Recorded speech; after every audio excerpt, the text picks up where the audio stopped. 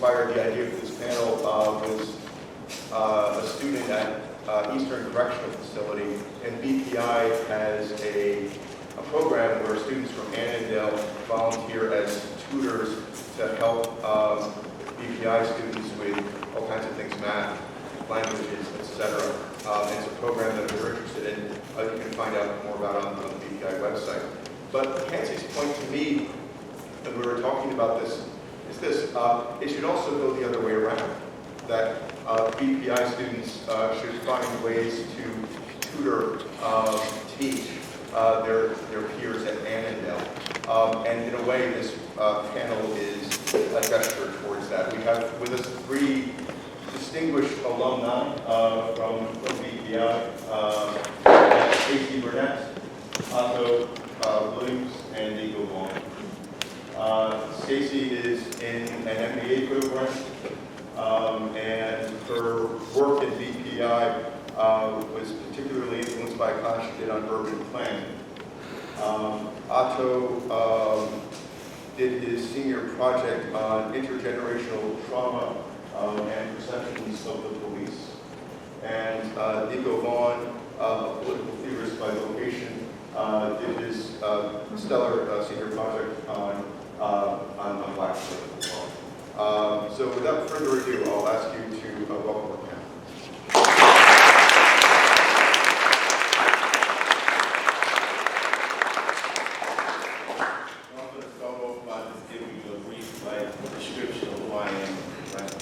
My name is Nico Vaughn, and I'm the Associate Director of Education and Professional Development at BPI. What does that mean? It's a fancy title, right? That fancy title really means is that my chief responsibility is helping alumni to navigate the college enrollment process after leaving prison. Basically, people come home from anywhere from 20 credits to a master's degree, bachelor's degree, and they need to continue their education. My responsibility is help to give them and provide them with the resources necessary and information necessary for them to make informed decisions about their academic future and thinking about their professional development going forward and how that academic future fits into their career path. Good morning, my name is Otto Williams. I'm a licensed clinical social worker and a master KSAC counselor. KSAC is, for those who don't know, credentialed alcohol substance abuse counselor. I'm currently employed by an agency called CASES, which is the Center for Alternative Sentencing and Employment Services. I'm the supervisor of an alternative to incarceration team, which is where men and women who are facing criminal charges work out an arrangement with the district attorney and another judge to come to our program as opposed to going to jail, and we connect them to appropriate services, mental health services, substance use services, housing, anything that they need. I've been around for a while. I was in the first graduating BPI class. I don't even remember what year that was. Something like 2004, 2005, something like that. And thank you for having me. I'm Stacy. I currently am pursuing an MBA in sustainability at the Bard Graduate Center. And I didn't even know that that was a thing. And if anyone said to me even 2 years ago that this is the path that I'd be on, I would have said that to you because they were obviously on something. I also manage JSTOR for prisons and working on rolling that out. And that is directly because of the value of the education that I receive. And I think that the most important part of my education wasn't necessarily the degree, because I don't have one yet, but my peer group changed, and the people that I got to know along the way really propelled me forward. I was given confidence, and it enabled me to try things and really expand my horizons. And so to speak to Professor Dixon's comment, your peers are often your greatest asset. And I just think that spending time with one another while you're working on your degree is going to yield just as much benefit as whatever letters you want to put after your name. So first I want to start off by asking our panel, our distinguished panel here, to talk about, one, their experience in college, inside prisons, and also what they think that that experience gave them as far as the educational mindset to move forward in their career path. So I'll start with the two. Well, college and prison was everything. So you may or may not be familiar with, back in New York State, they have removed college from prisons. Governor Pataki removed college from prisons years ago. And we just recently got the TAP grant back. They stopped the TAP and the Pell Grant, so people in prison couldn't get the college education. When BARD came, I was in Eastern Correctional Facility when BARD came. And in the beginning, it was just college classes. And we were like, we have to take these classes. And they had this exam to get in, you had to write this essay, and 700 people tried to get in, and they took like 9 people. It was like, we had, so there was a group of us, and they said, we have to get into this program. And so I got in, and again, there was no degree at the time. There was nothing. All we knew was that we needed this education. We had to get these classes.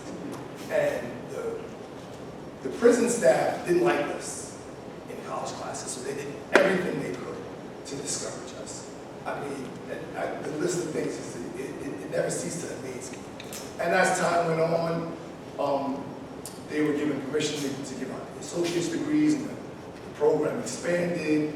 But still, day to day, we were never sure if we were going to wake up tomorrow and they were going to say, BARD. So that was how we went to school every day. We had to get everything we can out of this, because one of these days they're going to say, that's it. We're not letting them back in the prison anymore. You guys go back to your cell and forget this ever happened. But that didn't happen. Unfortunately, we went on, we got associate's degrees.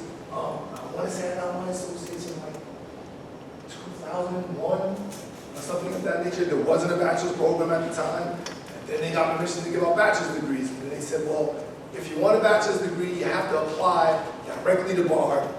And the people who run BPI have nothing to do with who's getting into the bachelor's program. And we were like, okay, well, we can do that. And we did that again. 50 guys applied, and they took 8, I think it was 8 of us in the first class. And again, it was just everything. We knew that this was something that we needed to do. This is something that we needed. This education was going to help us in one way or another, once we got released. It changed the way we viewed things. It changed the way we dealt with each other. It changed the prison. I mean, people talk about that all the time. Like, I was just talking about this recently with someone. I remember, like, on the weekends, we would go out to the yard, and there would be a bunch of us, like, sitting under they call it chicken coop. There's no chickens. And studying, and other people in the prison, they recognize that, like, if guys were, like, playing basketball or arguing something, they'd be like, don't go over there. Those are the BARD guys. They're studying. Leave them alone. Let them study. And, over time, the group grew. More people would come and join the group. And so it changed everything. It changed our lives. I think it actually changed the perspective of several of the prison employees over time, because I remember employees doing things like saying things to me that they would assume that I wouldn't understand what they were talking about. And then when I responded, I'd say, like, see the shock in their face, like, we're not playing games here. We're going to school. This is serious. So, I mean, for me, the education was everything. And coming out of prison, it just changed my outlook. It changed everything. And not just education. I always tell the story about when I first started working in social services, and how having a BARD education specifically got me in the door. I went to a job fair for people with criminal history and college education. So when I got there, it was me and a friend of mine, another BPI. And all the tables you went to, they were like, well, you can go online and apply, you can go online and apply. And I said, well, I didn't have to come here for you to tell me that. I could have went online and applied on my own. So at the end, I got frustrated. I'm ready to leave. I'm waiting for him. And there was a table from this agency called the Fortune Society. And there was no line. So I said, I'm gonna get on there and I'm gonna tell this lady about herself. Her name was Denise, she was the head of HR at Forge. And I said, what are y'all doing here? She said, what are you talking about? I said, everybody's telling me to go online. I don't need you to tell me to go online. I can go online.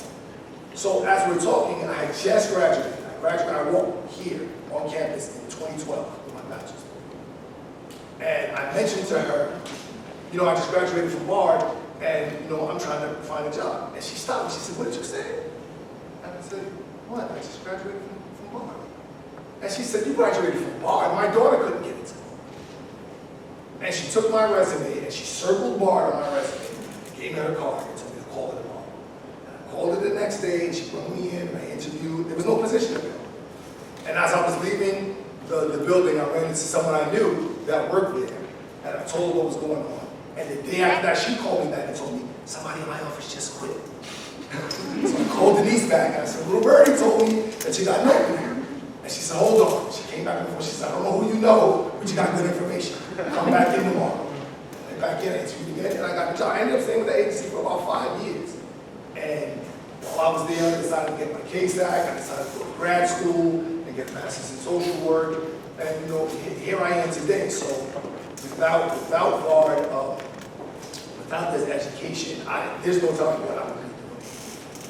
I don't even want to think about it. I don't even want to imagine what I would have done. I spent 14 years in prison. I went in at 21 and came out at 35. So I don't know what I would have done had I not been afforded the opportunity to get an education.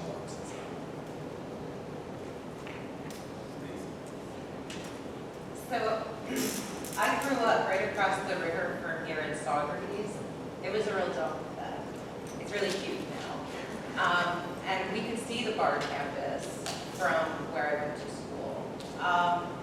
But this was off limits to a poor kid like me. Like, you can't afford it. It's crazy. Like the tuition, you'd have to double my parents' income, for 3 years to afford the tuition. My parents weren't bad people. They weren't very sophisticated. I graduated at the top of my class, but I didn't think college was for me. We couldn't afford it. So I've been to prison a couple times. Not my most stellar moments, but I came home with education, and I came home without it. When I came home without an education, nothing changed for me. I'm bouncing around inside the system. Parole is no joke. And parole back then was much more restrictive than it is now. And I want you to remember that. It's very important when I'm going to tell you. And so then when I went back to prison, I was fortunate enough to be at the one female facility that offered BPI. And I felt like it was my only chance. And I wrote the most heartfelt essay, and I was so proud of it. Now I know it was probably trash, but I didn't think it was enough. I didn't think I was enough. But when I got that acceptance letter, I mean, when you're in prison and trying to get into Bard, you have a better chance of getting into, like, what my son would say, Yard, or any one of those kinds of schools with an acceptance rate of like 5-6%. The competition is fierce. And so when I got that letter, first I was afraid to open it because I felt like my future would be determined by the decision in that envelope. And I wasn't wrong. And they let me in. And I couldn't believe it. But now I felt like I had to put up or shut up, right? Because I'm like, I really want this. It was the hardest thing I ever did. And being in prison is kind of, it's easy and it's terrible at the same time because no one expects anything of you. You're reduced to a number. You wear the same outfit every day. Your hair has to be a certain way. There's nothing unique about you. They strip all of your humanity from you and remind you every moment that you're just a number. And when I'm sitting in the Bard classroom, I'm not just a number. I'm Stacy. They don't even call me by my last name in the Bard classroom. And my professor, they got to know me as a person. They saw my potential. They guided me. They saw things in me that I didn't know existed. And they pulled it out of me and demanded more of myself. And so when I came home, Bard was still there for me. And they helped me figure out what to do next. Nico tried really, really hard to get me into college. He went above and beyond. And then I was like, I'm going to grad school. I didn't even have an associate's degree, okay? I was like, I'm going to grad school. And really surprised him and me. But when I came out, within a year, we were in a pandemic. And I had taken all the public health coursework. I had just done a really intense study on the measles outbreak in Rockland County. And my neighbors were dying. I lived, I kid you not, in Corona, Queens, when the Corona epidemic first began. And it was heartbreaking and terrifying. And Bard encouraged me to go to apply as a contact tracer. So I did. And at first they didn't want me because I had a felony and I wasn't good enough for them. And I got escorted out of the building. With all of the things, all the indignities that I had suffered, getting escorted out of the building probably doesn't seem like much. But I knew that I could feel everybody's eyes on me. So at first I was like, screw that, I don't need this job, I've got a job. But I really wanted to help my community. So I called Bard on a Sunday, and they rallied the troops. And by Monday at 6 o'clock p.m., I got a call from the Vice President of New York City Health and Hospitals asking me to report to work tomorrow. And I was like, I can't do it tomorrow, my schedule's full. I don't care. But that's the power of your network. The Bard Army is deep. Oh, and I didn't stay at Contact Tracer for very long because everybody in human resources knew about my history. I couldn't have stayed, but they escorted me out of the building. Did she do it? What happened?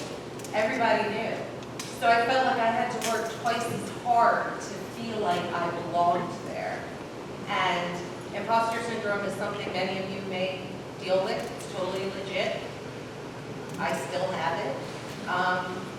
Keep after it. It goes away a little bit. But I kept getting promoted.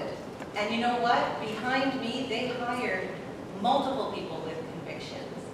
And it was kind of cool when I would be on, and then I went up, I became a director, blah, blah, blah, blah, blah.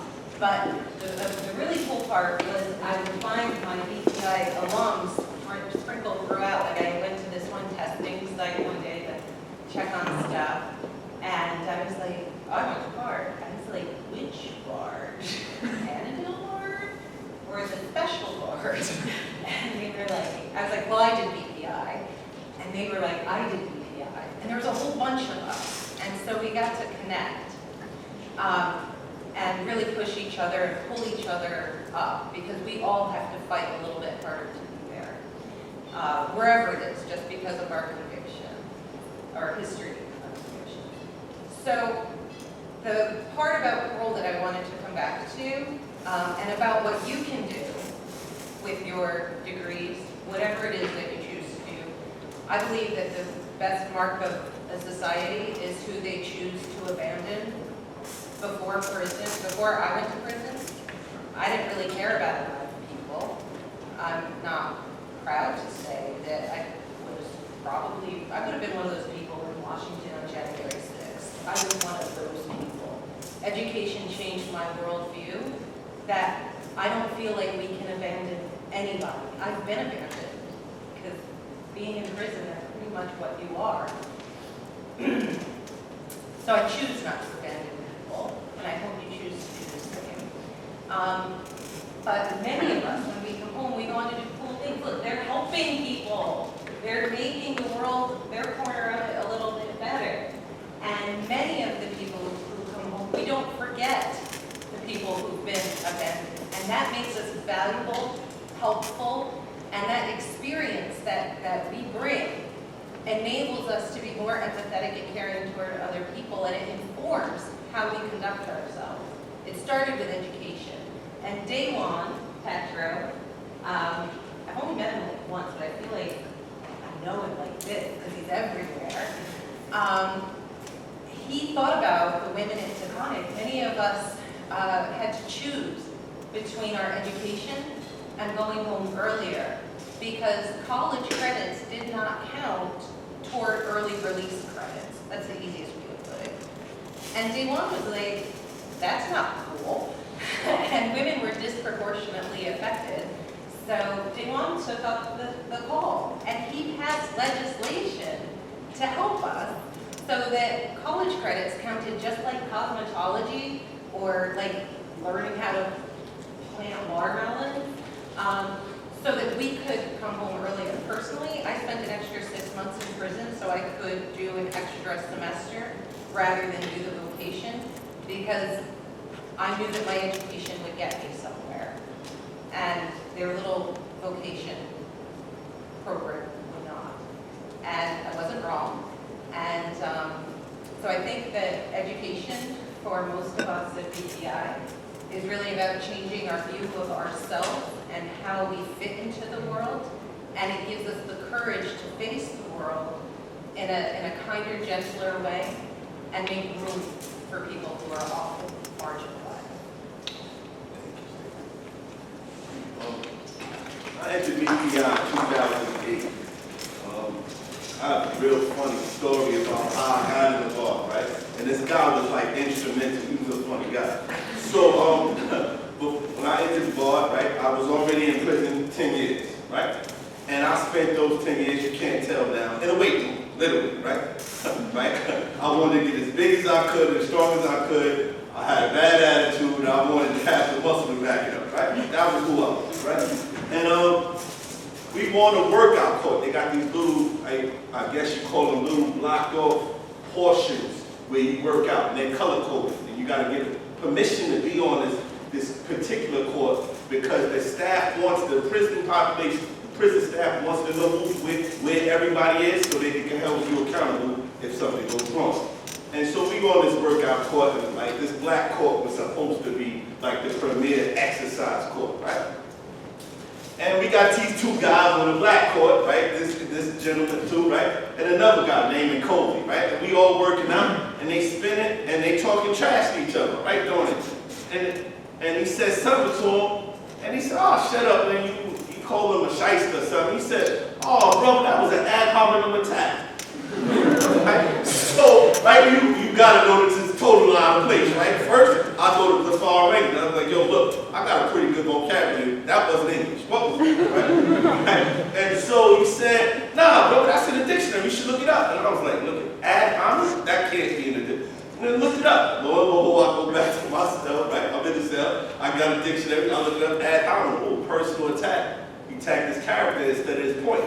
Oh, right? Put that under the cap, right? But I was like, wow, man, these dudes are speaking languages, talking about things that I wasn't familiar with, right? That kind of got me interested.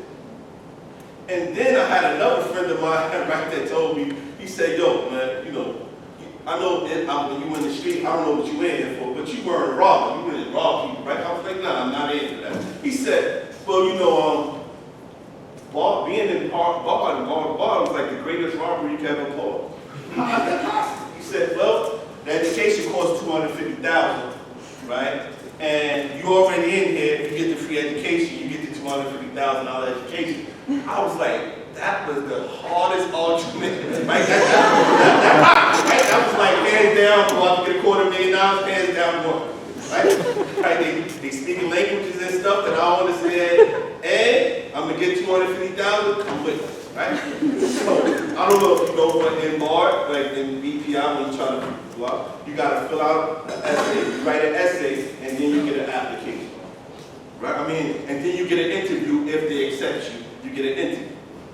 So what was interesting is, and I applied to bar twice. The first time I thought that I had all the answers in the interview and didn't get it. Right? I thought that my interview was befuddled the second time and got it, right? So I don't know why they let me in and out. But it was very interesting. I got involved in 2008. Barack Obama was elected president, right? What I was trying to understand, and I used my education platform to get this understanding, is how Barack Obama became president, right? He is the whole alternate high, right? Highest office in America, right, in the world, right? Most powerful man. right? But actually, I was at my lowest point. I was 10 years incarcerated, right? All my family was out celebrating Barack Obama's historic election, and I was in a jail cell. I couldn't understand that shit. Like, well, I end up here, and he ended up there. And so part of I think my educational purpose was to kind of make sense of the questions I couldn't answer, right? I couldn't answer, like, what caused me? What are the things that caused me and the conditions that caused me to be where I am versus what, right? Black man, why did he end up there? And so one of the first things I did was try to figure out, right, and I don't know why I went to it, right? If I think about the civil rights movement, right? I thought about the civil rights movement, right? And you had all of these great figures, Malcolm X, Martin Luther King, right? And it could go on, right? A lot of powerful women in the movement, Ella Baker, and you can name them, right? And all of a sudden, it just dissipated, evaporated. What happened, right? Black Panthers, right? They used to march around with guns, right? They used to fight for black people rights, and then just evaporated. It's like, what happened? It got destroyed, right? And so I started to kind of use my education to kind of ask or answer those questions, right? So I kind of embarked on my educational journey by way of trying to really figure out my positionality, right? And I thought that was really important. My education was everything to me because at the moment, right, I was at my ultimate low, right? You gotta ask me to the bathroom, take a shower, right? Literally, they tell you can't have Air Nikes because they got a bump on the bottom. Now, what am I doing? Like, how's that gonna be harmful? I don't know. Am I bouncing the ball? I don't know. Right? But literally, right, Air Nikes is illegal, right? Right? Certain books are illegal, right? Literally, they got books in, right? Before I entered bar, you would apply for a book, like 48 Laws of Power. Oh, you can't get it. Some questions of the gorilla, you can't get it. Like, what is it? Like, why are you hiding books from me? This shit don't make sense, right? All of that kind of really compelled me to go hard to think about my educational journey. I needed to really understand some things and I couldn't figure it out. So what I would first say, right, if I had some advice, is like, take this seriously. I left prison in 2015. 3 months later, I started working for BPI, right? And we opened a task program, right? What I learned now is that because I had a high concentration of math, I did a lot of math inside, right? Thought I was smart enough to do 2 senior projects, wasn't, but thought I was, right? Right, you had to do math and LaTeX, and I could not figure LaTeX out for nothing, right? Right, not being away from computers and old as hell, I didn't know what LaTeX was, right? But literally, right, when I started to really dig in to my education, one of the things that I would suggest that you take it ultimate serious, I never knew, but now I know that they hired me for this program, right? Bard had opened this TASH program, which is like the new high school diploma in Brownsville, Brooklyn, one of the roughest areas in New York City. And, right, in the country, right? Maybe in the country, right? Brownsville is ridiculous. Got the highest concentration of public housing, and guys can't cross the street. So, oh, I can't cross the street, I'm fooled if I cross the street. I'm like, huh? Like, why you can't cross the street? Oh, we got agreements, right? Really? It's crazy in Brownsville, right?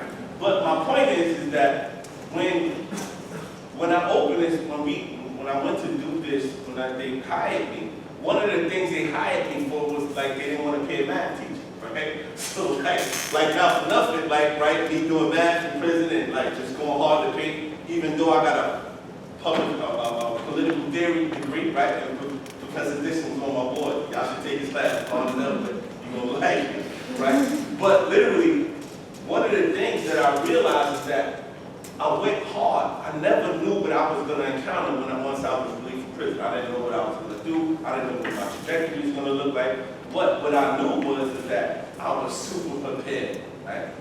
Right? I did this math. I did all the math I could take, right? I did political theory and history. And so I was prepared, right? I soaked up a lot of information, right? And so when they needed this math teacher, they hired me. They hired me because I had this math background. And I can teach math and history, right? They got 2-in-1, right? But also I'm in this, right? Believe it or not, formerly incarcerated, I guess me being in this rough neighborhood wouldn't scare me off, right? Right? Being one of the roughest neighborhoods in the United States, right? Formerly incarcerated, you wouldn't be scared of this thing, right? But I was prepared, right? Like literally 3 months out, they hired the person that was literally supposed to run the program, right? Because the differences, and I actually sat here and ran the program, run the staff. I had maybe a staff of 4 or 5 tutors, all of them were BPI alums, right? Home from prison, teaching these 5 categories, right? Math, science, history, writing, reading, and writing, and these things for the high school diploma. And I was kind of did it successfully. I would say kind of, right? Knew what the workforce would do for me, right? I was in prison a long time, did 17 years. But I was kind of prepared to meet the demands of this new job or position because I was so studious and went hard so much. I did so much work inside, right? Second thing I would like to say is that I did a lot of internal discovery, right? I discovered a lot about myself and I transformed, but that transformation was through education, right? Education gave me a way to think about myself and how I fit in the world and the world around me in a way that I could never do before, right? And believe me, I've traveled states doing no good, right? In my youth, I got locked up at 29, I was in different states doing no good, right? Literally, right? Still taking me now to clean that stuff up. But it literally gave me a whole trajectory, different way to kind of view the world, my position in it, and actually what I'm about to say is that it literally gave me a way to kind of give back, like Stacey was talking about. So I actually want to, and also now invite the panelists to kind of talk about what they do and how they give back now, because I think it's important to see, right, both, right, their passion for education, but also their commitment to kind of give back that I think education gave them. So I'm going to hand it over to Stacey this time. So I'm closer to 50 now than I career and I'm keenly aware that I have a finite amount of time on the planet, and I have to make every minute count. And I squandered a lot of it. I had a really fabulous fun life before prison, but I had zero accountability, and I was really just kind of gliding along on the surface. And I never really understood, I don't know, I probably had worked a lot harder to prison than these two, because I'm white, and I'm a woman. So,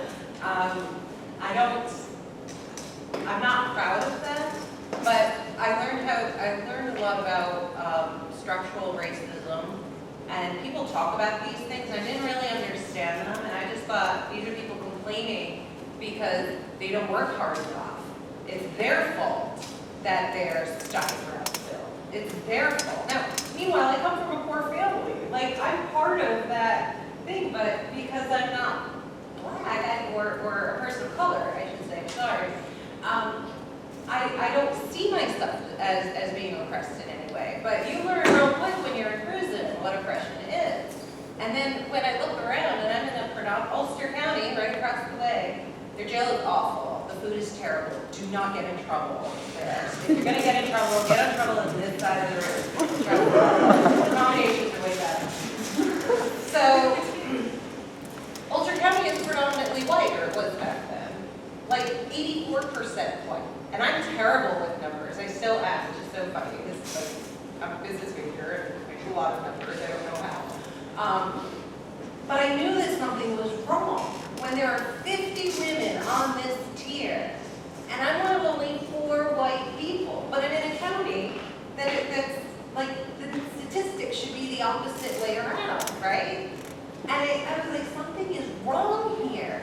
I don't know what, but that was the first inkling that things were a little funky, and I didn't really understand it. And then I think, when I was hiring an assistant, I didn't hire a Shaniqua. when that resume came across my desk, I'd be like, shredder, like, I don't need that. You know, like, I was perpetuating a lot of the oppression that had actually even negatively impacted my own family. But I didn't understand any of that. Education enabled me to find my place and see why my parents couldn't get ahead and why so many people of color were locked up. And to be like, we're really not all that different. So acknowledging that and being strong enough to admit it, you know, I think that, I mean, I have a son who's 15, and I've spent half of my life, half of his life, away from him because I've been incarcerated. My son isn't that much younger than any of you, so can you imagine half of your life, you know, missing a parent because of things that in other countries aren't even illegal, but we won't even start that discussion. But, you know, I have a lot of faith that you guys are starting off at a much higher level of awareness or enlightenment, if you would, than what we have, because so many more things are out in the open, and we're able to say, oh my God, I'm such a rotten person. Like, I can't believe that I would have said no to Shaniqua just because of her name. But it happens every day in America, and it totally still does. So, what I do is try to find ways to make opportunity and promote real equity. And so when I was working for the city during COVID, first of all, being visible is really important. As a formerly incarcerated person, a lot of people think that it's only people of color, or they think that they're just murderers, and they, you know, and I can spot a felon because they have gold teeth. That's not true. And so it's kind of like my superpower, that I can go talk to a senator about solitary confinement, and they think I'm just like a social worker who visited a nice little inmate, and I'm telling them what I saw. But then when I tell them, no, I did 8.5 months in that place, they're like, not you. Yeah, it can happen to anybody. And this is why it's terrible. And I can relate to them in a way that, because I look like the power structure. So I really want to upset the power structure. So when I worked for the city, I went out of my way every couple of months when they wanted to promote me again. I would be like, remember, 3 months ago you didn't want me. 5 months ago you escorted me out of the building. Oh, you want me to do this other thing now? And I was able to, like, one of my greatest accomplishments, and this is really the power of education, is it gives you access to power. So I was not on the vaccine rollout team. I'm not Miss Vaccine. But I was in the room at the mayor's office when the decisions were being made about who's getting a vaccine. At the time, that was a life and death decision. Literally, a life and death decision. And we've got all these factors. You didn't go to Columbia, did you? Oh. Sorry, Columbia MSWs are my least favorite people to talk to. And I shouldn't say that because Dr. Bob, the love is phenomenal. But anyway, I worked with a bunch of Columbia MSWs in the pandemic. So anyway, they're all talking about nursing homes and hospital workers and, you know, frontline healthcare providers. And I'm like, we have the largest congregate setting right over there, and you're not talking about the greatest vector of illness and the greatest threat to community health, which is Rikers Island. And they were like, we forgot about Rikers. I was like, how could you forget about Rikers? I can't forget about Rikers. I've never been there, but those are my people. And I happened to be in a room where decisions were being made, and I could advocate for the people at Rikers when they normally would not have a voice in the room. And that's what I bring with me, and I bring back every day, bring to my work every day. And so now, you guys use JSTOR yet? Did you use it in high school? Yeah. Awesome. I was a JSTOR queen when I was at CPI. And so when JSTOR was looking for someone to manage JSTOR in prisons, people kept forwarding me the job. And I was like, no, I'm good. Like, I'm doing this public health shit. This is great. No. But then, like, more people sent it to me, and I was like, maybe this is where I'm supposed to be. Like, I've learned that almost many years on this planet that the universe talks in funny ways.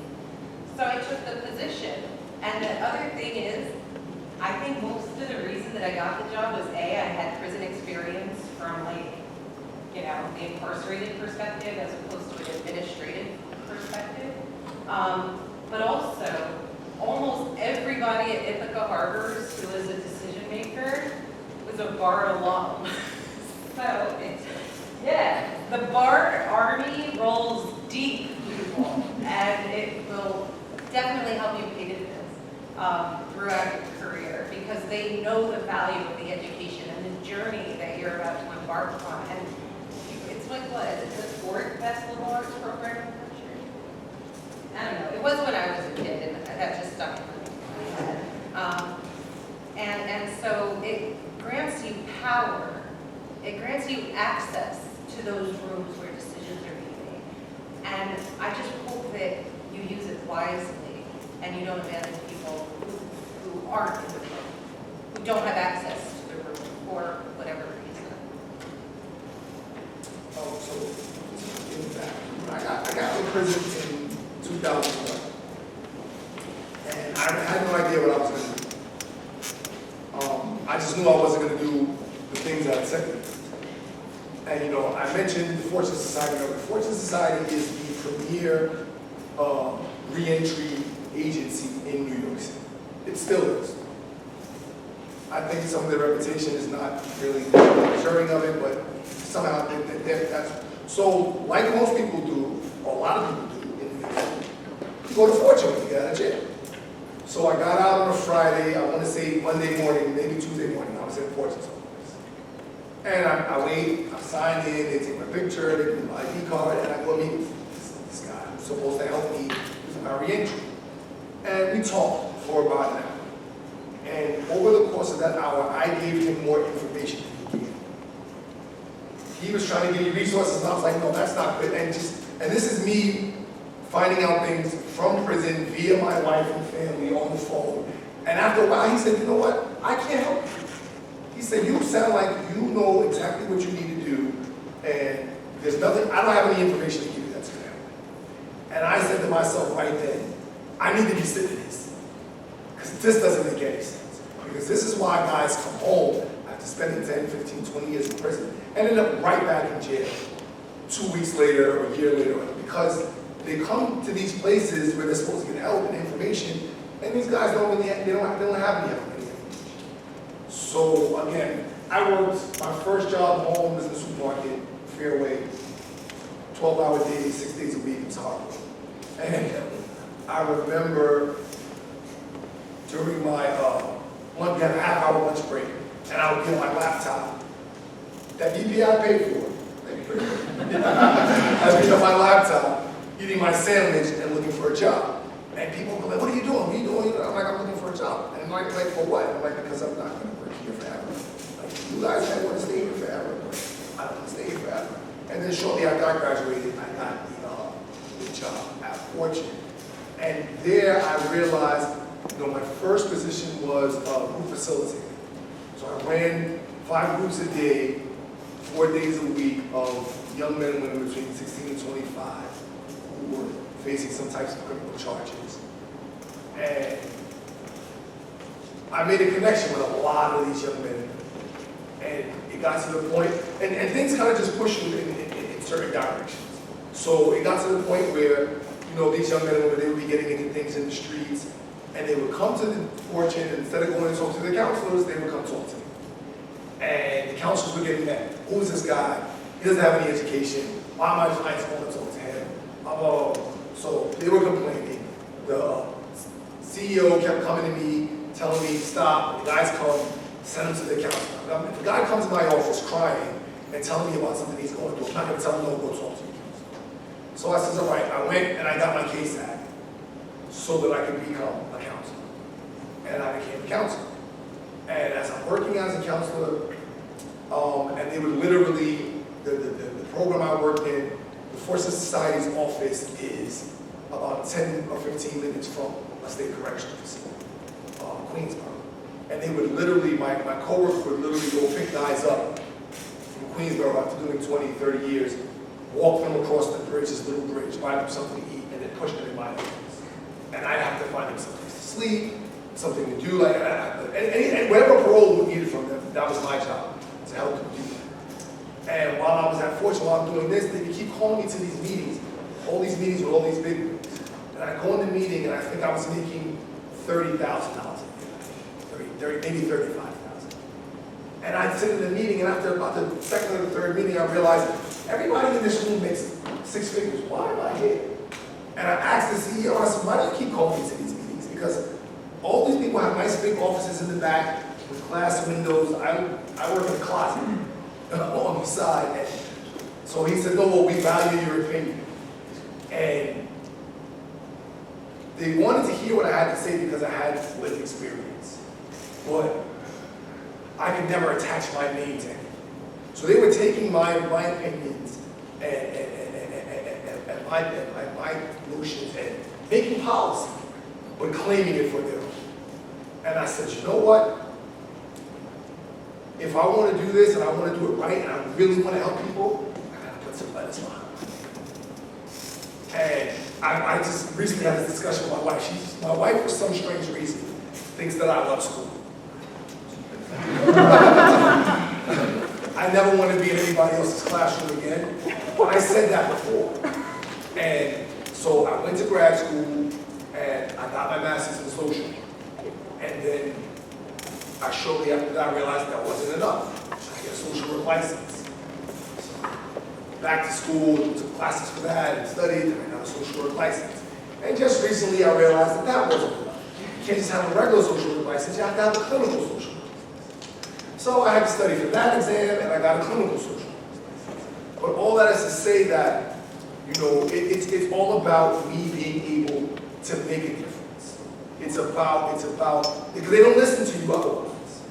And she made a great point, you hit the lot, because BARD is everywhere. I couldn't even recount all the stories, all the places I went, where people were BARD alum, and they were coming. I worked for the Department of Health for a few years, and people would come looking for me. Hey, I heard there was a BARD guy in here. And I was like, hey, that's me. And all the opportunities I got from just being associated with, and I never heard of BARD before BARD came east. I never, I was like, what is that, BARD College? I don't know what that is. And I remember after I came home, it's literally everywhere. I remember, I don't know if you remember, The Sopranos was on HBO. One of the lead characters in The Sopranos, his son was going to Boston. And I remember sitting in my house, I was like, you gotta be kidding me. How have I never heard of this place before?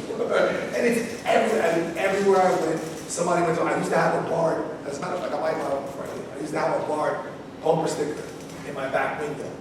And people would stop me on the street. People in my neighborhood where I live at, they would like pull up next to me. Maybe you at the BARD, pull over. And I mean, it's just amazing how BARD is everywhere and all the opportunities you're going to get just from being. I just have to tell you that I had BARD MBA stickers on the back of my car. I haven't made myself, probably because, you know, the MBA and sustainability and stickers are not sustainable. But I was at the drive-through, the drive-through, and the manager came out and said, BARD has an MBA? When did that happen? I mean, like, where was I?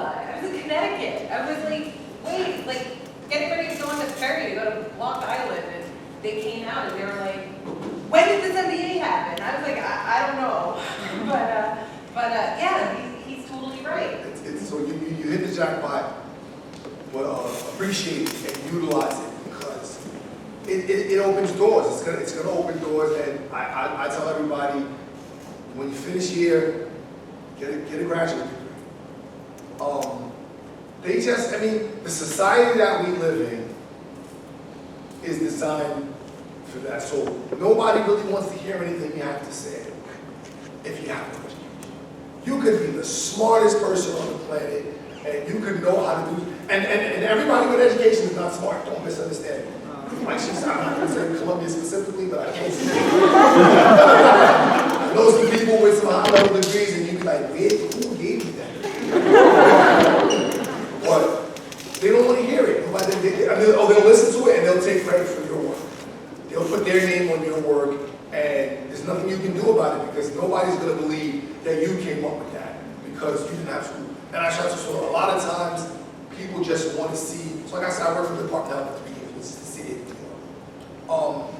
In the city of New York, where as a city employee, you have to have degrees to be in certain positions. A lot of times, they don't care what your degree is. I have to say to some people all the time, you want to be a commissioner for a city agency, you can have a degree in basketball. They just want to see that you have a degree. They want to see that you were able to follow through and to sit in those classes and do your assignments and to concentrate on one thing or two things for an extended period of time and graduate and get that degree. And if you can do that, that means you can do this.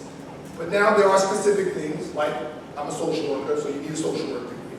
And I'm sure everybody here has plans on what they want to do. And there may be specific degrees that you need in those areas. But I encourage you to go as far as you can. I'm not going to get a PhD. Sorry. I was told that in the car on the way there. A couple of our brothers, our lungs, are in PhD, social work PhD programs, and I asked them if they were crazy. I just told them the other day, I was like, are you kidding me? I'm not going back to school. And he's like, no, I gotta get it. I can't leave that there. He's like, there's one more thing to do, and I have to do it. And I'm not mad at him. I just don't plan on doing it. But again, like she said, at some point in my career, I may see a need for it. My wife's going to be furious about it because she's like, I already did 2 degrees with you. I don't have time for this. But do it. Education to education, it's going to open. So, I mean, simple as real quick, I'm talking too much. Real quick, I remember the first class I took in BPI was Crime and Punishment. Dostoevsky. Daniel Carpenter's story. I never heard of it. And me and Carpenter and I, we argued all the time. And by the end of the class, he made me love Russian literature. I went on to read Dostoevsky, I went on to read Nabokov, I went on to read all that. And I remember like my first week home, I was at a party and somebody mentioned Rasputin and I was like, I know what you're talking about. And I kind of eased over and slid my way into the conversation. And then Crime and Punishment is something else. It comes up to this day. It comes up everywhere, the characters, on TV shows. I'm like, at the time when I remember asking Carpenter in class, why are we reading this book? What good is this book going to do in the future? Like, this is like nonsense. And he's like, stick with it, read it. He made me love it. So, I'm just saying that to say, stick with it. You may not see the importance of some of the things that your professors are telling you now, but believe me, it's all going to come in handy, and you'll be able to do whatever. That 200 pages of mowing and Anna Karenina, I still don't. It'll come up, trust me. But, to his point, what comes after your name really matters. So when I was in the situation room, it was the mayor's headquarters for COVID stuff in schools. We all had public health people from really good schools and stuff. And I had all these MBAs telling me what to do. And I'm like, this is a public health crisis. We don't need business people. This is ridiculous. But the MBAs were building structure. They were building the system so that the public health people could do their thing. Because there's no public health. I kid you not. Our first 3 weeks in the Situation Room in one of the most advanced cities in the world, we had to do everything on paper. We didn't even have computers. Like, we had nothing to manage this pandemic, right? But then they all gave us MBAs, like angels from heaven. And we had computers, we had systems, we had structure, we had form. And that's when I was like, I need to be doing this. Because these are the people who are creating the fabric for us so that we can do the really cool stuff. And when you change into like systems thinking, I think that like direct services are so needed. When I came home from prison, I used a bunch of direct services. I was a provider of direct services for a long time, helping women get into college who were returning home from prison. Direct services have immense value, but you're working one-on-one. The social structure needs to change, and that doesn't happen at that level, getting someone on their feet. Very important, critical work, but we shouldn't have people in those positions where they have to go to places like Fortune, which I agree is highly overrated.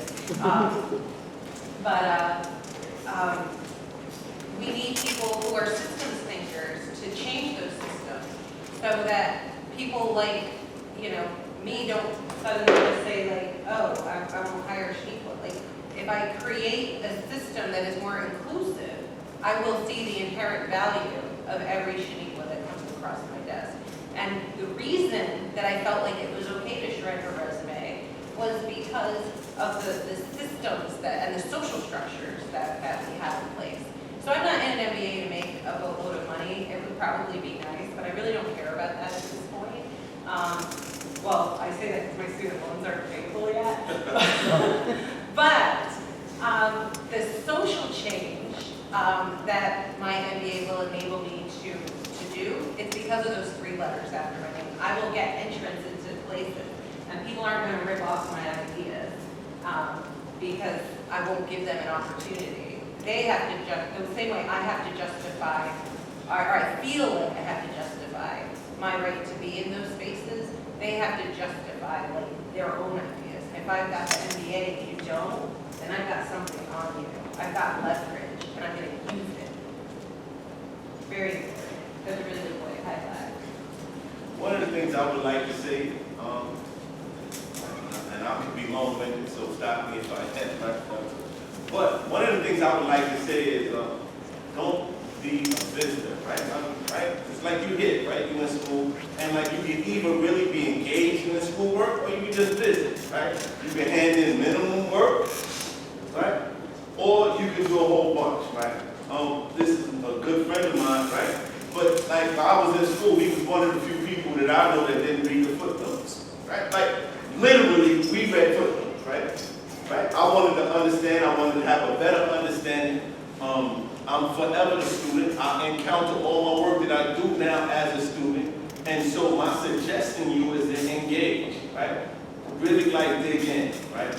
I think you're going to get more out of it the more you put in, and I think that's an absolute fact. But there are a lot of visitors, right? I mean, you see them on TV, you see them, right? They just repeat what somebody say, like they just visit. They show up, they don't ask questions, right? I remember one of my professors at LSE said, free write, right? They kept doing this free. I said, yo, wait. Yo, right? That's it, right? I was like, whoa. Is this a kind of classroom? What are we doing here? Like, for free, free write. Like, yo, free for what? Like, how's that going, right? Or, I kid you not, I wrote 150-page thesis, right? And Professor Dickens will tell you, like, literally, free write helped me get through that thing, right? I mean, because I, like, with writer's block and everything, you really don't know the kind of success and drive you're gonna have and focus you're gonna have in something until you really dig in, right? And you don't really know what you're gonna get out of it, right? Again, free write, I thought that was the most insane thing on the planet. Like, what are you free writing about? No problem, just what I had for breakfast. Really, that makes a lot of sense, Professor Lunch, right? Right, but literally, right? Free write helped me considerably, right? So I'm saying that to say that you don't really know all the kind of maneuvers your professors are trying and, right, all these different things they want you to make the cognitive, but like I gotta think about what I was just thinking, I can't even figure this out. Like, how do that, right? But literally, right, all these maneuvers that the professor does to kind of help you to kind of get you to think about your thought process is really crucial, super crucial, right? Because you actually don't want to be during the riot on January 6th talking about Trump said, send us over here, we come here for Trump, and really don't know what we're talking about, right? Like, right?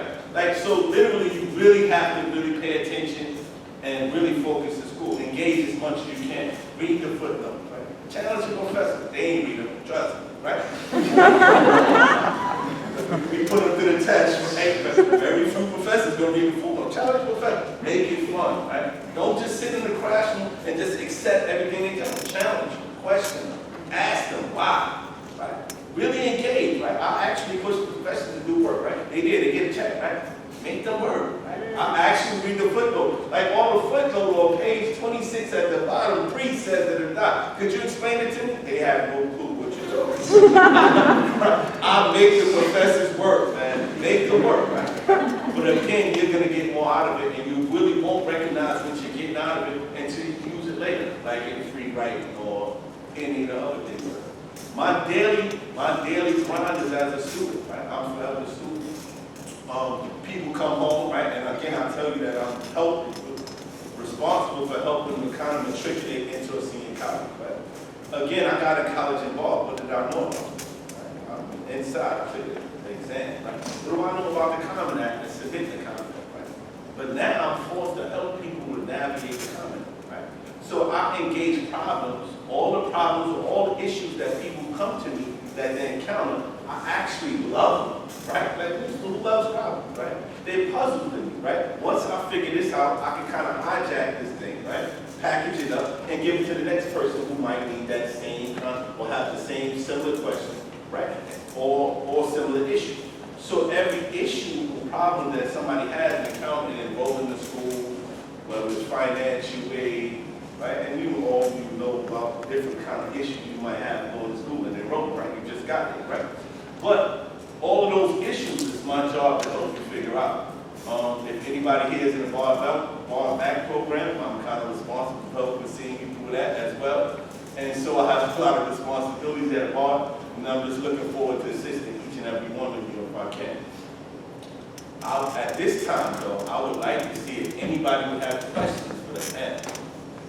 Well, let me say one thing before you, of course, I'm going to make it up what he said about engaging. Definitely.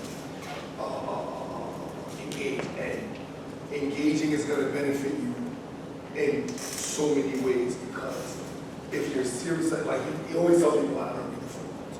I remember there was a big, almost a scandal in BPI because there were certain professors that were teaching the same class on campus that they were teaching on the inside. And we somehow found out that they were giving us more assignments than they were giving the students on campus. And I was one of the most vocal. What do you mean? What the hell is that?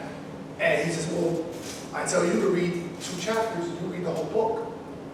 So I assigned 2 books. And I'm like, you think, see, people up under the misconception that you don't have anything to do with it. The person makes sure you got something. They think, oh, you know, he's got enough time, he can read 2 books. No, I can't. I'm up till 4 in the morning, and they ring that bell at 7, I gotta get up. When I was up till 4, reading this book, or whatever time, but I don't know. It's been a long time. I'm trying to block that out. But BARD and the education that you're going to get here is going to make you a standard. When you go to grad school, I hate to say it, the people that didn't go to BARD, they're going to be astonished. And yet that's just a fact.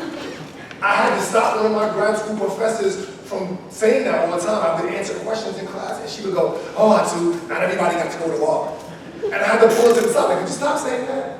Because you're going to make people hate me, and I'm not really here. So we have Hudson Link also at our facility. They came in. So Hudson Link offers non-matriculating college coursework from a network of colleges and universities throughout Hudson Valley. So they were teaching this Middle Eastern course, and I spent time in the Middle East, and I loved it. So I was like, in addition to my full coursework at BARD, I was taking this Middle Eastern studies class at night. Well, 3 or 4 of my classmates at BARD were in the same class, and the first time I experienced that was one of the students raised their hand and said, I want you to know, you've got like 5 BARD students in here, you cannot hold us to that standard. And I was like, oh, like, I'm going to be the one to blow the curve. This never happens. This is great. So the perception, he's so right. The perception that other people will have of you, but also the expectation that they're going to have for you is a little bit higher. It's a little higher, but you got to do it. Engage. I went to grad school, you know, to get a social work degree. You have to do what is a capstone project at the end. After doing my senior project at BARD, the capstone was nothing. I was talking to my brother the other day who went into the PhD program, and he had to acknowledge. I said, let's be for real. You worked hard in grad school as hard as you worked in BPI. He was like, not one single day. And I was like, yeah, I thought I was the only one. Not one day in grad school was anywhere near as hard as I worked. My capstone project for my MBA, you're going to love it. It's just to disrupt, which is hopefully going to make a bunch of, fortune.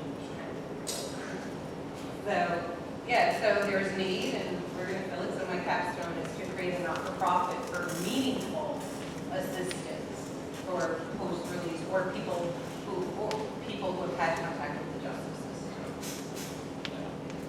Sorry. Yeah, oh yeah, the question. Come on, first person. Do you think that, so you mentioned that Fortune is run like a for-profit company, like it's structured like that. Do you think that Fortune and agencies like that that work for the profit motive, do you think that they're part of the prison industrial complex, even outside? Absolutely. I mean, and it's, I understand it, like, they're nonprofits. I work for a nonprofit. But people gotta pay their bills. So, and the major issue with it is that they pay, so at Fortune, in the Fortune Society building in Long Island City, on the second floor, there's a big, what we call a glass room. The whole back was all these big glass offices. Everybody back there makes $100,000. And everybody that's not back there makes peanuts. Like I said, I think I was making $30,000. So the turnover rate is high. So people, you know, especially people like me who go further in their education, you get a degree, you get a certificate, you find out you can make $10 more over here, you go over there. People are just leaving because they need to make more money. Like the cost of living is expensive in New York City. And but it's impossible for them to provide good services. And they know that, but they don't have a problem with it. They don't have a problem with it. And I know for a fact, like there was a guy, Glenn Martin, happens to be, he's a guy so crazy, he came to see us in BPI when I was in DC right before I came home. And he's from my neighborhood. I didn't know him. He recognized me, pulled to the side. He said, hey, you from Brooklyn, we start talking. So it turns out he was at Fortune at the time. And he left there to start his own agency around. But I remember asking him, they made a very big deal when he left, like, this was and I was like, and he said, yeah, but they were paying me $220,000 a year, and he thought that I would never walk away from it. And I said, you made $220,000 a year at the Fortune Society? And he wasn't the highest. And but to his point, right? So how they get their money on some of it, and he worked there, I don't know all of it, right? Is that so people come home from prison, they venture this place. You have mandates from parole, right? Whether you had a violent crime, drug conviction, whatever you had, you got mandates from parole, right? So this organization, you have to sign into these classes, right? They kind of, but they're signing in allows them to kind of say, oh, I had this body, pay me for it. Yes. Right? Now, so here's the thing. You might not necessarily need whatever services you say. Let's say, for example, again, I'm responsible for BPI when I come home. Some of them have literally master's degrees, right? They get master's degrees inside. Now, you send somebody in a master's degree inside, and you ask them, part of this, to get funding, they put you in this resume writing workshop. If you saw some of these resumes, I mean, like, literally, like, right? Gentleman A. Fudd could have wrote these, right? It's like horrible, right? Literally horrible, but they would put everybody and force you into that position. Regardless of whether you had a job interview, regardless of whether you had college to go to, right? I can't get nobody in school because they mandated to participate in these, particularly if they will house you, you're mandated in this program. So, your question, to answer your question is, I would definitely consider them a part of the problem, right? And not the solution. But I think you got to think about funding and pay, right? And literally, right, what it looks like for society to kind of support an organization that helps people who they had rolled off in the first place. Incarceration is essentially the commodification or the governmentalization of a human body, right? The re-entry industrial complex continues the commodification of that same body because exactly what you were saying, and they need people like us to make their numbers look good because, oh look, we hired X number of felons, we provide jobs to these people, but they use us. Right, pay you nothing, Mhm. and you do work that have the most knowledge, right? Right, and then, you know, the success filters up to the top, but it's the same system. You've got, and most of the people who run those places, Yeah, no. they're white, and they're serving communities that they know nothing about. And it's wrong, and it is destined to perpetuate the system that we have now, because people continue to profit off of the commodification of Thank you. If we were doing, I had this argument with my supervisor not too long ago. I said, we're doing these people a disservice. We're not helping. We're getting them through this one particular charge that they have, but we're not giving them anything valuable. We're not preparing them for the things that they're going to face once they get this one charge from off of their backs. I said, we help them through, we coddle them, we get them through, and then we push them back out. And because that was so easy, for lack of a better person, they're likely to reoffend. Because we didn't give them any tools to do anything else. No, All they we got a did, certificate. all They got we a did certificate. was to help them to avoid some penalties, help them to navigate around some penalties. We're not doing anything. We're not helping them. And we don't want to. They don't want to. Because if we really were helping people, then we eventually wouldn't be needed. And all those jobs would disappear. If we really were trying to keep people out of prison, then their prisons would close. They wouldn't need the Fortune Society cases and Osborne and all those other associated. We wouldn't need them in it. So somewhere in there, it's like, help a few people, but let the rest of them keep going through this. I love that question. Thank you. Thanks for the question. Back home? Yes. Hi. I have a negative question and I have a positive question. Ask away. I was just wondering, in your experience with parole, I can't imagine how much harsher it was. Like my friends from their experiences, like even my friends who were in juvenile, their parole was so intense. I'm just wondering, like, just from your experiences, what ways it was so restrictive. I got a funny story. I got a down story. So, literally, right, I was convicted in New York State of something, but I moved, when I was released, moved to New Jersey, which means that they have something called an interstate compact, and Jersey agreed to kind of babysit me in a way. Well, the parole in New Jersey was so crazy, right? So in New York City, right, and I'm in New York State, rather, particularly the city, after about 2 or 3 visits, you only go every 4 months. Literally, after 2 or 3 visits, you go every 4 months, depending on something established, right? They got a way to kind of rank you as far as maybe your likelihood to re-violate or recommit another crime, right? Based on that likelihood, they got kind of a system where they help you to they tailor you into these systems where, like, you level 1, level 2, level 3, and these levels are supposed to indicate your threat. So I'm, old, relatively older, and so my level was considered the lowest it could be, right? In other words, I didn't need that much monitoring, right? But in New Jersey, even though in New York I would only report every 4 months, in New Jersey I would report twice a month. So I would go there for a visit, right, and do a urine test. They would test your urine, and then they would come to your house and do the same thing, right? So although I was in New York State and I was supposed to abide by state rights in New York, right?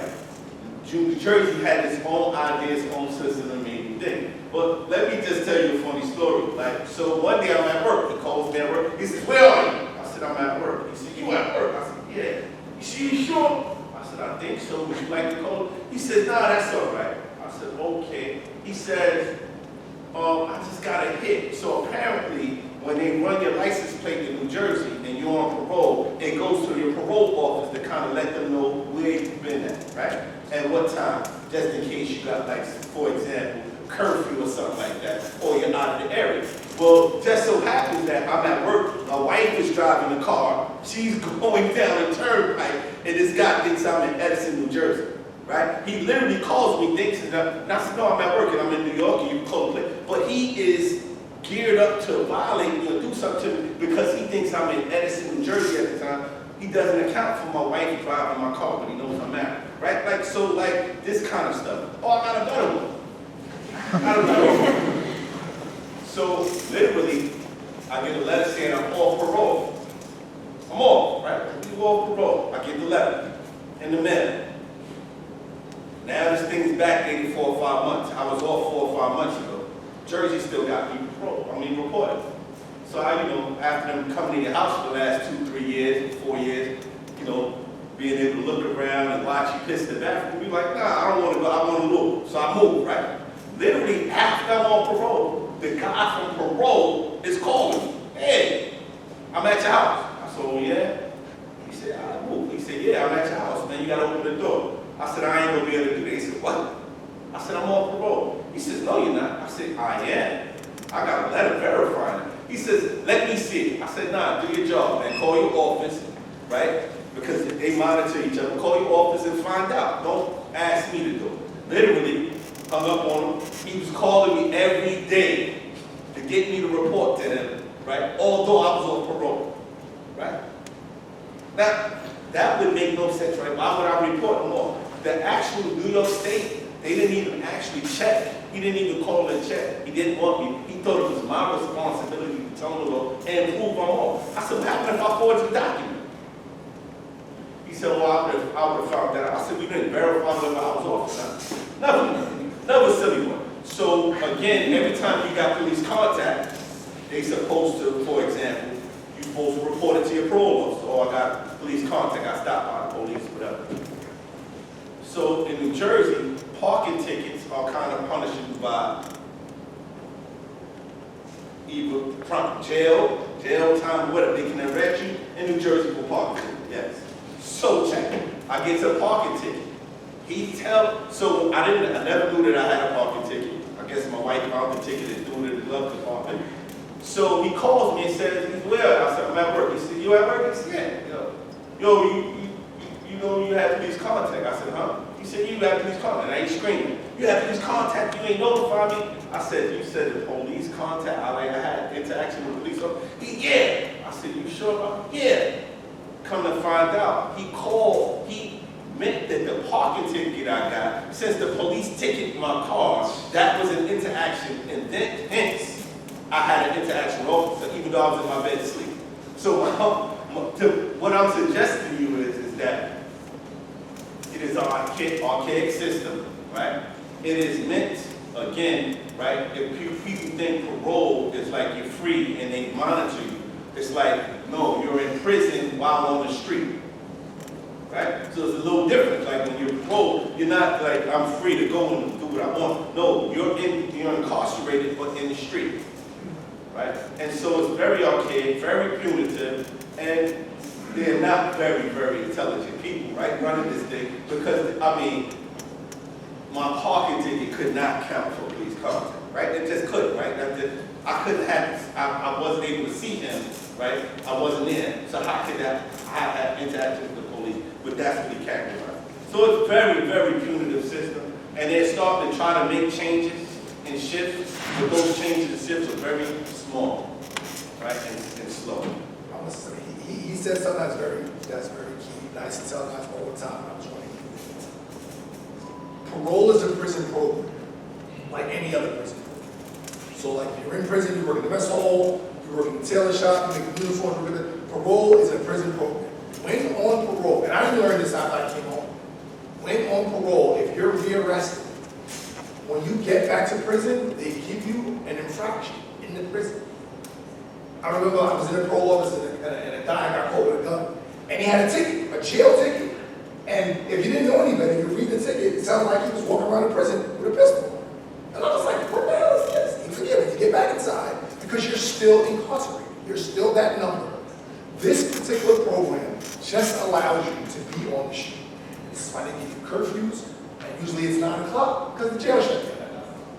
Everybody locks it in at 9 o'clock. So when you're in the street, you leave your house by 9 o'clock because you're still in prison. And a lot of times, my experience with parole, I was on parole 3.5 years. I think I had 5 different parole officers. Most of them were okay. I had one guy that was really a creep. Me and him bumped heads a little bit, but again, he wasn't used to dealing with people with educated. So he's telling me this, that, and the third, and this is the rules, and blah, blah, blah, blah. Okay, but I'm going to go verify. And I read very well, and I comprehend very well.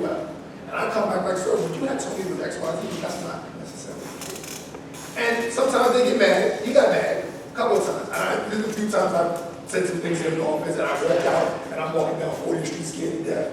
Looking over my shoulder because I was like, I know they're gonna come get me. He's not gonna go for that. I know they're gonna go. Like one time I wanted to get a job. I was working 7 to 3 in the supermarket. I wanted to get a part-time job. And he told me no. That's what he mean no. He says, if you get another job, then I'm never gonna be able to see you in your house. I said, and that's my problem. I need another job, like $10 an hour here. It's not enough money. I need to make some more money. And he said, no, well, if you get another job, I'm gonna violate you. And because I had been reading, I said, well, you know what, you're gonna have to do that. I said, because I know for a fact that Governor Patterson, who was the governor at the time, said that we're not sending people back to jail for technical violations anymore and curfew violations. So when you call me and ask me if I'm home, I'm gonna tell you no. I'm at work. Would you like to come here and come see me? And he was stuck, and I got up and I walked in the office. Now again, I was scared to death walking down the block because I didn't know how he was gonna take that. And all the way to the corner, I kept looking back, and I got to the corner. I said, I think I got that one off. But it is. It's designed to be restrictive, and you know, people don't know. People don't research. They don't read, and they're gonna tell you anything. And even and the one officer that I had that was above and beyond and so crazy is towards the end when I finally got transferred from him to another officer, all of a sudden now he's trying to help me. And I remember he came to my house one morning like 6 o'clock in the morning, and he's asking me if I was getting my case act and stuff at the time. He said, yo, I can help you, I know some people here. And I'm looking at this guy like, now you want to help me? All this time you've been on my back. And he told me, he said, well, this is how I do things. He says, everybody gets the cop in the beginning. He said, until you prove yourself to me, then you get the counsel after you prove yourself to me. He said, so that guy you saw before, that was the cop. Now I'm gonna help you. And I'm like, prove it. I'm like, I came home and went right to school. I got a job 3 days later. Like, what more proof did you need? Why did you have to harass me for months?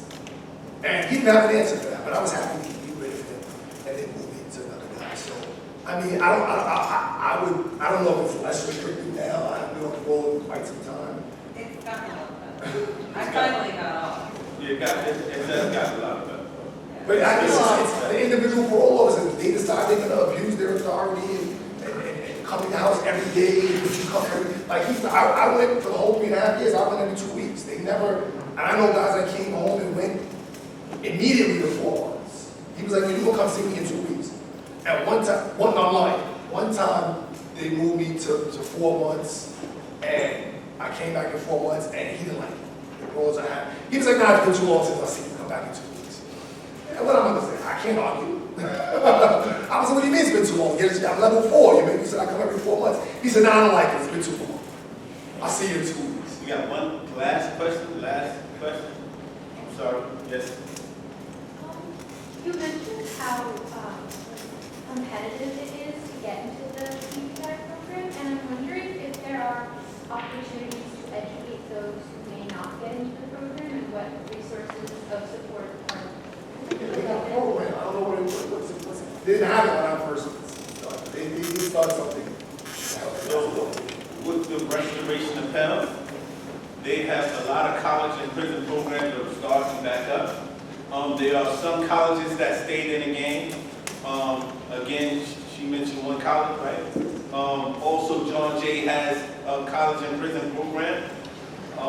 But for the most part, usually they are for-profit colleges that prey on inmates that just, right, to get money, literally, right? And so you take these tests, these CLEP tests or whatever, from these correspondence courses that you get, and usually the degree that you get is not Trash. it's not worth the paper it's printed on, right? This is usually how it happens. And in fact, you know, the government, the accreditation and those bureaus have, particularly mid-states accreditation, have been coming down on colleges, have for-profit colleges who are targeting and doing illegitimate practices for kids, right? But usually it's a scheme to get money, Yeah. right? And there are a few programs who do the right thing, right? But also BAR has, or BPI has a consortium, right? And you can look on the website about the consortium. And so far, like, we kind of like teach Notre Dame how to do what we do, right? College and prison. Wesleyan College, all over the place.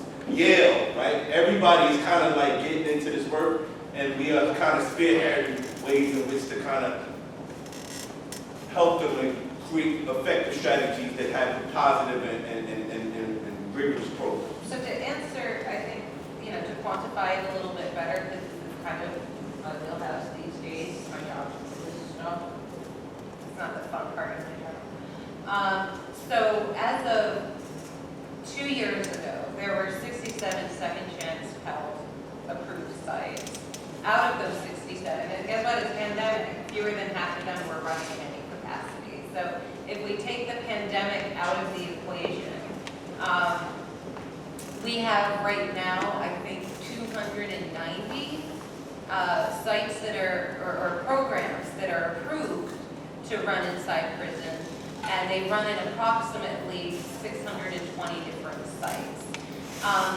We're going to be seeing more of it, but as Nico was saying, it's the quality that matters. And up until Second Chance Pell became a thing, it was all privately funded. And so there really isn't a huge incentive. A lot of people thought that it was morally wrong to educate people in prison. We shouldn't award criminals with education when I have to pay for it. But there's really a huge social value. Without an education, I not only did not reoffend for the first time in like a gazillion years, but also I was able to do some really cool stuff and save lives at a time when the community really needed people with my education. So we're seeing that there's more social value for having education in prison. And so as those numbers go up, I feel like it's part of my job to make sure that there is some quality and access to academic research so people can read the footnotes. And I'm I just want to add just one thing too. Not all college programs actually award credits. So you can take classes and courses, but you don't actually get credits that you can carry with you into the real world or transfer to somebody. So not all college, and a lot of college programs do not grant credits. And more specifically in BPI. So like I didn't get into BPI the first time I tried. I didn't even get into it. Like I said earlier, BARD changed the atmosphere of prison. So at some point they did come up with like a pre-college class for guys who didn't get in, they could go in and try to take classes and prepare themselves for the next exam. But we help each other. I can only speak for Easton. Easton is the main BPI campus, but it's not a very big prison in retrospect, compared to other prisons. I don't know where the population is. That's so other prisons have 2,500, twice as many. So if you're in the prison and you try to get in the bar once or twice, you really want to get in, you know who to talk to. You saw me in the yard, you saw me in the yard, it comes up. That's not really what I'm trying to get the BPI, I can't get in. And we help you. We sit down with you, we help you prepare, we give you tips on writing, you write something ready to me, I'll go over it, Mark can give it back to you, and we try to help them get in. Like, I took a different route. I didn't get in the first time. I got a job in the school building that harassed Max every day in between exams. So by the next time the exam came around, they were like, all right, it's all right. But yeah, people help each other. Be your peer group member. It's unfortunate for me to be the timekeeper and let people go to lunch, but I didn't want to end things without a round of thanks for the